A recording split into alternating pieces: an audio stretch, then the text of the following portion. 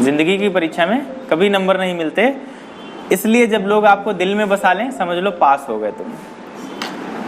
मतलब परेशानियां खुद परेशान हो जाएं कि ये बंदा तो स्माइल ही करता रहता है, कैसे परेशान करूं इसको। You have to become a person like it, got it. आपका बॉडी जो है, आपकी बॉडी भी एक मशीन है, कितनी सारी चीजें अंदर लगी हुई हैं। किसी का काम है खून को फिल्टर करना, किसी का काम है खाना पचाना, किसी का काम है देखना, किसी का ना काम है सुनना। तो ये मशीन क्या ऐसे ही बन गई होगी? कोई है ना बनाने वाला, कोई ना कोई तो होगा ना। लर्निंग्स, हम जिसको मानते हैं उससे सीखते क्या हैं? हम लोग जिसको आइडियल बनाते हैं उससे कुछ सीखना चाहिए आपको। आइडियल तो वही होता है ना जिससे हम कुछ सीखते हैं। तो अगर आपका कोई आइडियल है तो आप देखो उससे सीख क्या क्या रहे हो, है ना। ये थोड़ी ना कि बहुत स्मार्ट है, अच्छा लग रहा है तो हमारा आइडियल है। बना लेते हैं बहुत से लोग, कहेंगे सलमान खान मेरा आइडियल है, उसके जैसा बनना है। क्या सीखा उससे? तुम्हें body banana. Apart from it Salman Khan is also a nice human being, अच्छा इंसान है सलमान खान। तो और क्या सीखा उससे ये बताइए ना। तो same I am talking about कि अगर गॉड आपके कोई फेवरेट है तो उससे आप सीखते क्या हैं, उनसे क्या सीख मिलती है आपको, उनसे क्या क्या सीखा। तो if we talk about learnings and if you talk about Shri Krishna, तो what you learn from Shri Krishna, उनकी ज़िंदगी में क्या क्या छूटा, पहले इस चीज़ पे गौर करिए। क्या क्या छूटा? स्टार्टिंग में ही उनके माँ बाप माता पिता छूट गए, है ना। उसके बाद में कुछ दिन बाद में जो उनके दूसरे माता पिता थे ना वो भी छूट गए, राधा छूट गई, वृंदावन भी छूट गया, मथुरा भी छूटा लास्ट में, है ना। मतलब उनसे ज़िंदगी और कुछ ना कुछ छूटता रहा, लेकिन क्या नहीं छूटा? Positivity and smile, positivity and smile. तो हमें क्या सीखना चाहिए उनसे कि ज़िंदगी में कितना भी कुछ भी छूटे, निगेटिव करने वाली चीज़ें आती रहेंगी, लेकिन आपको पॉजिटिव रहना है और स्माइल करते रहना है। मतलब परेशानियां खुद परेशान हो जाएं कि ये बंदा तो स्माइल ही करता रहता है, कैसे परेशान करूं इसको। You have to become a person like it, got it.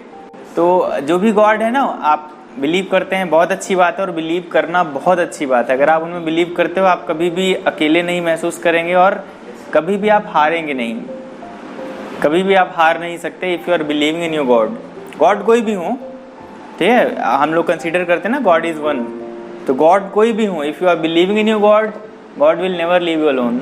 आप कभी अकेले नहीं हैं and you will never going to be defeated, कभी आपको कोई हरा नहीं पाएगा if you are believing in God. उन्होंने कहा था कि हमेशा कर्म करो, हमेशा अपना काम करो, फल देना आपके हाथ में नहीं है। फल तो मिलेगा ही मिलेगा, आप जो भी करेंगे, आप कुछ भी करेंगे, आपकी मेहनत का एक जर्रा भी जाया नहीं जाएगा, मैंने बताया था ना। लेकिन अब कैसी मेहनत कर रहे हो वैसा फल मिलेगा। मतलब आप अभी क्या कर रहे हैं स्टूडेंट लाइफ में? बुआई कर रहे हो खेतों की, अभी आप बुआई कर रहे हैं, और फसल कब काटेंगे? जब आपकी जॉब मिलेगी। अब जैसी बुआई करोगे वैसी फसल काटोगे। समझ पा रहे हैं ना कि फल की चिंता छोड़ दो, कर्म अच्छे करो। अगर अच्छे कर्म करोगे तो फल तो अच्छे ही होंगे ही।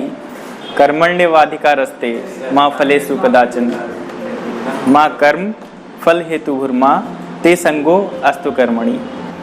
इसका मतलब यही है, आज संस्कृत भी पढ़ लेते हैं। इसका मतलब सिंपल से यही मतलब है श्लोक का कि अपने कर्म पे ध्यान दो, फल की चिंता मत करो। तुम्हारे हाथ में क्या है, फल है या कर्म है? जो हाथ में वही तो करेंगे। तो जैसा काम करोगे वैसा फल मिलेगा। अगर आप धतूरे की बुआई कर रहे हो तो सेब तो नहीं मिलेंगे। मैं भी बिलीव की बात करता, believe in your God, God will never leave you alone in struggle, in hard work, in hard luck. आप कभी भी अकेले नहीं होंगे अगर आप बिलीव करते हैं। बहुत से लोग बिलीव करते हैं अच्छे से। आप एक टीवी खरीदते हैं, एलईडी वगैरह आजकल तो चलती हैं। आप एक एलईडी खरीदते हो, उसके अंदर एक छोटा सा डाइबोर्ड लगा हो, वो उड़ जाए, आपकी टीवी बंद हो जाती है ना। एक छोटा सा डाइबोर्ड उड़ जाए मशीन में, इतना छोटा सा, आपकी सारी वो एलईडी काम करना बंद कर देती है। आप मैकेनिक के पास दौड़ते हो, क्या हो गया, खराब हो गई, करते हैं ना।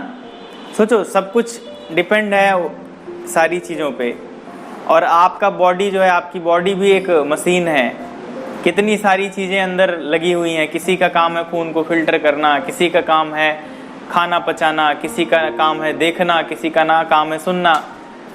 तो ये मशीन क्या ऐसे ही बन गई होगी? कोई है ना बनाने वाला, कोई ना कोई तो होगा ना। समझिए इस चीज़ को। हम लोग नहीं उड़ सकते, पक्षी उड़ सकते हैं, उनमें ऐसी सिस्टम फिट है। समझिए इस चीज़ को, कोई ना कोई तो है। मानते हैं नहीं मानते हैं, या ऐसे ही बन गए बस? ये तुक्का नहीं है माय डियर फ्रेंड्स, ये तुक्का नहीं है, सब कुछ मशीन है नहीं है? बताइए। आप पता लगा लेते हैं कि अगर ये हो गया तो आप में ये कमी है, विटामिन की कमी है, टीवी को वोल्टेज अच्छा नहीं मिल रहा इसलिए आप दुबले हो गए।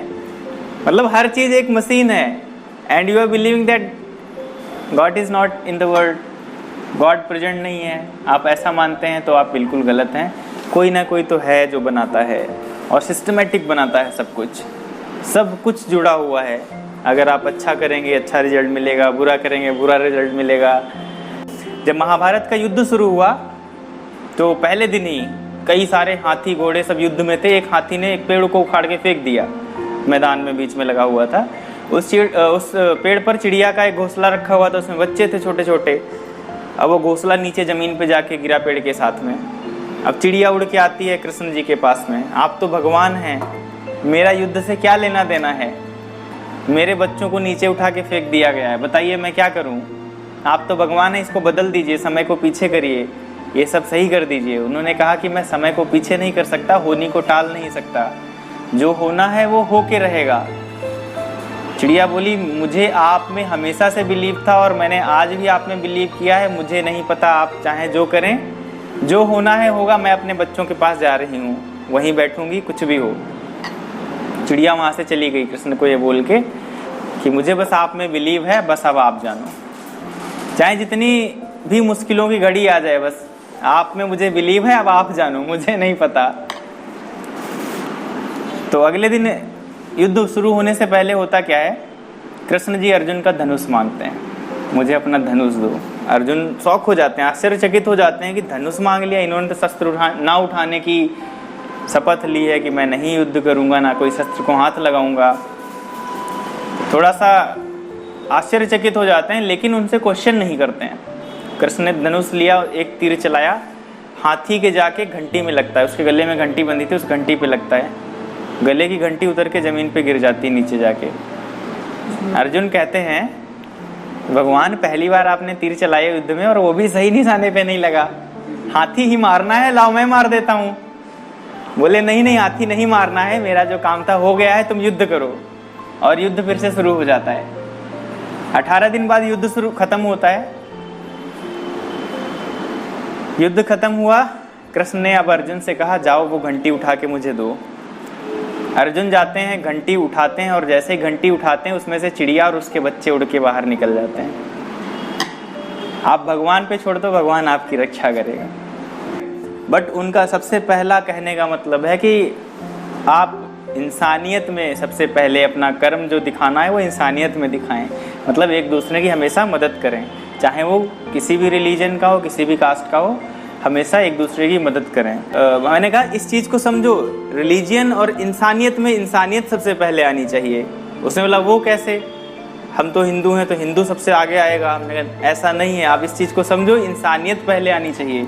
एक बार एक रोड पे एक्सीडेंट हो जाता है और जिसका एक्सीडेंट होता है वो मुस्लिम लड़का होता है, उसके सर से खून निकल रहा होता है। रोड पे कोई नहीं, एक सरदार जी निकलते हैं वहाँ से, देखते हैं खून ज़्यादा निकल रहा है, उन्होंने अपनी पगड़ी खोल के उसको बांध दी सर में। अब बताइए इंसानियत बड़ी है रिलीजन? रिलीजन लेके बैठता नहीं, मैं पंजाबी हूँ पगड़ी नहीं खोल सकता, तो इंसानियत मर जाती ना। तो यहाँ पे क्या किया, इंसानियत पहले आनी चाहिए, बाद में रिलीजन आना चाहिए। I respect every religion but इंसानियत सबसे पहले। Got it? कि मैनर्स ज़िंदगी में बहुत कुछ आपको सिखाते हैं और एक हारी हुई बाजी को भी जिता सकते हैं आपके मैनर्स।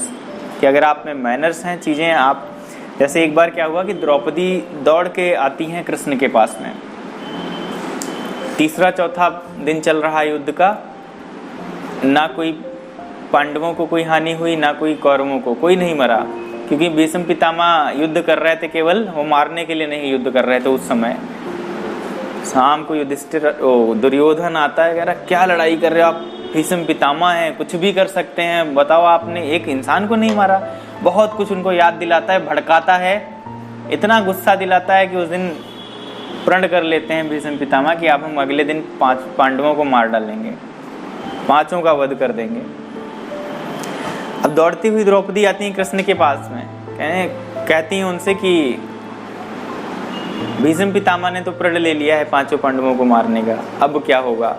तो द्रौपदी से कहते हैं कि जाओ भीष्म पितामह के पास जाओ और खुद जाकर उनसे बोलो, लेकिन हाँ जाते समय सबसे पहले उनको प्रणाम करके आना। तो बोली ठीक है। और द्रौपदी जैसे ही जाके उनको प्रणाम करती है ना, भीष्म पितामह कहते हैं सौभाग्यवती भव।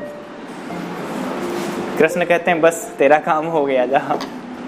सौभाग्यवती का मतलब है हमेशा खुश रहो। अगर किसी के पति को मार दिया जाए वो खुश कैसे रहेगा। अब भीष्म पितामह अपने आशीर्वाद में ही फंस गए। उन्होंने कहा ये क्या किया, मैंने तो प्रण लिया था, मुझे प्रण वो तोड़ना पड़ेगा क्योंकि आशीर्वाद तो टल नहीं सकता। फिर उन्होंने किसी को नहीं मारा था।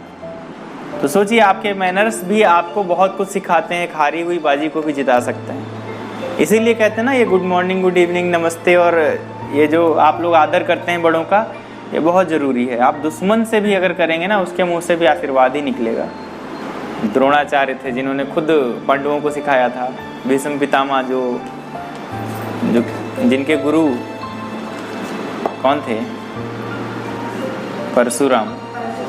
परशुराम उनके खुद गुरु रहे हैं। तो सोचिए कितने बड़े बड़े लोग थे, कृपाचार्य, पता नहीं कौन कौन थे, खुद कर्ण थे। मतलब असंभव था, पॉसिबल ही नहीं था जीतना। और पता नहीं कितने मोड़ पे अर्जुन को सिखाते रहे, बताते रहे, तब जाकर वो कहीं जीत पाए हैं। और अगर वो नहीं होते तो पॉसिबल ही नहीं था। बस सिर्फ और सिर्फ एक वजह से। वो वजह कौन सी थी? नहीं, वजह सिर्फ एक थी कि वो सच की लड़ाई लड़ रहे थे। वजह सिर्फ ये थी कि ये लोग सच की लड़ाई लड़ रहे थे और वो जो लोग थे वो बुराई की तरफ से थे। तो अगर बुराई की तरफ से हैं तो कितनी भी बड़ी ताकत हो वो मिट जाएगी। कितना भी बड़ा कुछ भी हो, अगर बुराई की तरफ है ना तो फिर ख़त्म हो जाएगा। तो इसलिए कोई भी काम करो, वो छोटा हो या बड़ा हो, लेकिन अच्छा होना चाहिए। अच्छा मतलब इन सेंस कि वो सही काम होना चाहिए। काम चाहे छोटा हो चाहे बड़ा हो, कितना भी छोटा काम हो, कोई भी काम छोटा नहीं होता, बस वो सही होना चाहिए। भगवान खुद श्री कृष्ण खुद सारथी बने थे, रथ चलाने वाले। क्यों बने थे? क्योंकि वो सच्चाई की तरफ से थे। तो काम कोई भी हो, छोटा बड़ा नहीं होता, बस वो सही होना चाहिए। ठीक है। तो एक चीज़ हमेशा ध्यान रखिएगा, जिंदगी की परीक्षा में कभी नंबर नहीं मिलते। जिंदगी की परीक्षा में कभी नंबर नहीं मिलते। इसलिए जब लोग आपको दिल में बसा लें, समझ लो पास हो गए तुम। तो ऐसे इंसान बनो कि लोग आपको दिल में बसा लें।